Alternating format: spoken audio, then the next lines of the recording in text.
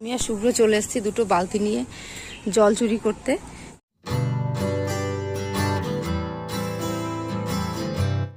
শুভ সকাল বন্ধুরা, আমার আজকের নতুন ব্লগে তোমাদের স্বাগত জানাচ্ছি। আর তার সাথে জানাচ্ছি রথের অনেক অনেক শুভেচ্ছা। আজকে রবিবার আর রথযাত্রা। সকাল সকাল আগে ভগবানের সেবা করে নিলাম। সকাল সকাল পুজো করে নিলে কিন্তু মনটাও খুব ভালো লাগে। তবে আজকে যে এত সকালে পুজো করতে পারবো এটা কিন্তু ভাবতেই পারিনি। গুড মর্নিং বন্ধুরা, এখন সকাল 10টার মতো বাজছে আর ব্লগটা শুরু করলাম। পুজো করা হয়ে গেছে, তোমাদেরকে পুজো করা থেকেই দেখিয়েছি আর কি। তো এখন দেখো দুটো বড় বড় বালতি নিয়ে যাচ্ছি ছাদে। আজকে সকাল থেকে জল নেই, জুতোটা পরি। আজকে সকাল থেকে ঘরে জল নেই, একদম জল নেই বলবো না, একদমই অল্প জল ছিল। তো যেই এখান থেকে দেখা যাচ্ছে না, তো একদম অল্প জল ছিল, যেই জল দিয়ে আমি সকালের একটু কাজ সেরে স্নান করে পুজোটা করতে পারলাম। তো এটাই আমার কাছে অনেক। আজকে রথযাত্রা যেহেতু সকাল সকাল পুজোটা করতে পেরেছি, কিন্তু এখন যে রান্না করব কিংবা অন্য কোনো কাজ করব তার জন্য কোনো জল নেই। তো ছাদে এসছি অন্য জায়গা থেকে জল চুরি করতে, মানে অন্য লোকের থেকে জল চুরি করতে। আছে আমি আর শুভ্র চলে এসেছি দুটো বালতি নিয়ে জল চুরি করতে। এটা হচ্ছে আমাদের ট্যাঙ্কি না, আমাদের পাশে যে কোয়ার্টারটা ফাঁকা থাকে, তো ফাঁকা থাকায় কেউ জল ব্যবহার করে না, জলটা জমেই থাকে ট্যাঙ্কিতে রোজ, আর খরচ হয় না। তো আমাদের যখন যখন লাগে জল থাকে না, এখান থেকেই রান্না করব। কোন জল দিয়ে সে পরে দেখছি, অ্যাকোয়াগার্ডের জল কিছুটা আছে, আগে তোলো তো। একদম ভর্তি পরিষ্কার জল না, দেখি পরিষ্কার জল তো, কেউ আসলে ব্যবহার করে না, তো থেকেই যায় জলটা। তোলো। এই নিয়ে আমরা দুবার এরকম জল নিচ্ছি, আজকে একবার নিচ্ছি আর একবার নিয়েছিলাম আমার দিদিরা সবাই এসেছিল, তো হঠাৎই রাত্রিবেলা জল ফুরিয়ে গেছে। আমার জামাইবাবু আর শুভ্র দুজন মিলে এরকম জল নিয়েছিল। নামবো আমি। বাইরে কিন্তু খুব রোদ, দেখতেই পাচ্ছ, আকাশ একদম ঝলমলে। রথের দিন কিন্তু বৃষ্টি হয়, আজকে বৃষ্টি হবে কিনা জানি না, অপেক্ষায় থাকি, হলেও হতে পারে বৃষ্টি। ছাদে আসলে বেশ ভালোই লাগে, খোলামেলা পরিবেশ দেখা যায়, তো মনটা কিন্তু খুব ভালো লাগে। এই গাছে প্রচুর আম ছিল, এখন দেখছি আম নেই বললেই চলে, ওই হাতে গোনা 10-12টার মতো আছে। জল ভর্তি করছে, ওই একটু একটু করে জল ভর্তি হবে।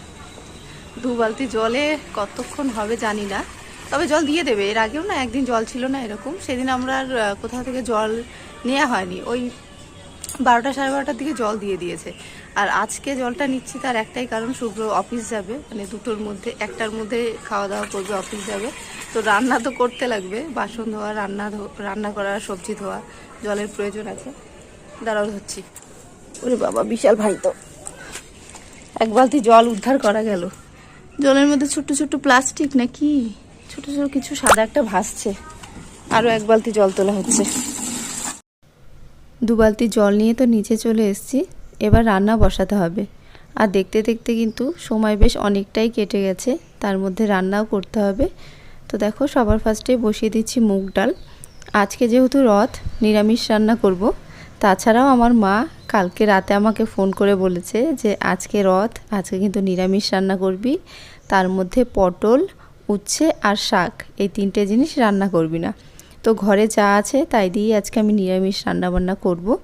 তো দেখো, এখানে কলা কেটে একটু হলুদ জলে ভিজিয়ে রেখেছি যেন কষটা বেরিয়ে যায়। আর এখন বসাবো চা।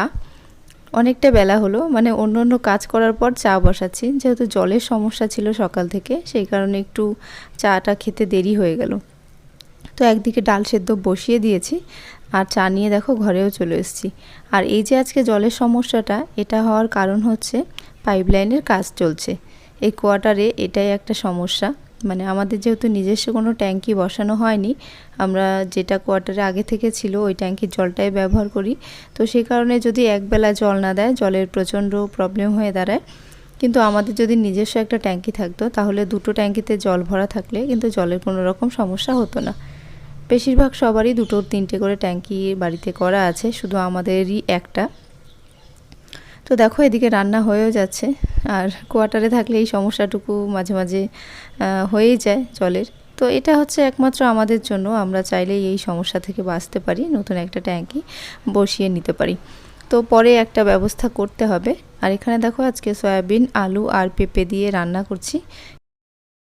অবশেষে আমার রান্না কমপ্লিট করতে পারলাম, মানে যতটা জলের মধ্যে কাজ করা যায় একদম টাই হয়ে গেছে। আর ট্যাঙ্কি থেকে যে জল এনেছি ওইটা কিন্তু পুরোটা ব্যবহার করতে হয়নি, যেহেতু ঘরে একটু জল ছিল। তো দেখো সবার শেষে আজকে আমি প্রেসার কুকারে ভাত বসিয়েছি, নয়তো সম্ভব ছিল না। এমনি হাঁড়িতে যদি আমি ভাত রান্না করতে চাই একটু বেশি জল লাগবে। আর আমি ওই মানে বালতি করে যে জলটা এনেছি ওইটা দিয়ে ভাত কিংবা তরকারি কোনো কিছুই রান্না করিনি, শুধু সবজিগুলো ধোয়া কাটা এই সমস্ত কাজে ব্যবহার করেছি। আর রান্না করেছি অ্যাকোয়াগার্ডে চলে। কালকে রাত্রিবেলা ভাগ্যিস একটু জল তুলে রেখেছিলাম, মানে অ্যাকোয়াগার্ডে একটু জল ছিল, তো সেই জলটা দিয়ে আমার রান্না হয়ে গেছে। আর খাবার জন্য মোটামুটি মানে দুপুরবেলা খাওয়ার মতো জলটা আছে। আর প্রেসার কুকারে ভাত বসালাম, অল্প জলে হয়ে যাবে তার জন্য। তো সবই তো হলো, শুধু বাসন মাজা হয়নি, বাসন মাজার মতো পরিস্থিতি নেই, মানে জল নেই। তো জল আসলে তারপর মেজে নেবো। আর এটা নিয়ে কিন্তু আজকে 2 দিন হলো, এই জলের সমস্যাটা এটা নিয়ে 2 দিন হলো। তো একদিন ছিল শুভ্র অফিসে, ওর মর্নিং শিফট ছিল, বাড়িতে আসার আগে আগে আমি কাজ করে ফেলেছিলাম। আর আজকে যাবে অফিসে, তো আজকে একটু বেশি টেনশন হয়ে গেছিল সকালবেলা যখন দেখলাম যে জল পড়ছে না কল থেকে, যে অফিসে তো যেতেই হবে আর রান্না করেও খাওয়াতে হবে, কি করে করব, তো একটু টেনশন ছিল। তো সবকিছু ঠিক হয়ে গেছে।